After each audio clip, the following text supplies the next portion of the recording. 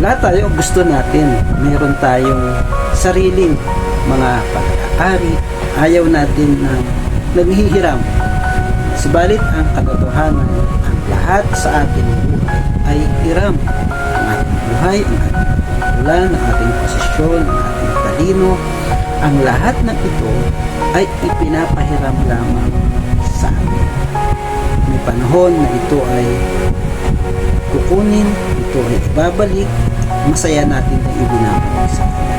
Kaya noon dapat natin gawin, gamitin natin ang ating lakas, gamitin natin ang lahat ng ipinahiram niya sa atin para luwalhatiin ang Diyos na nasa langit.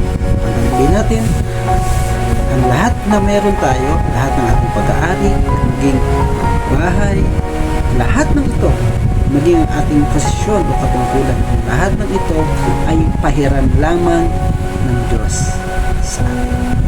At hindi ito pangmatagalan. Itong lahat ay pansamantala. Ang lahat ay may kanya-kanya. Kaya habang ipinapahiram sa atin ng Diyos ang mga panahon na ito, mga pag-aari ito, i-enjoy natin sa tama at gamitin natin para sa kanyang kaluwalhatian. Purihin ng Diyos and God bless.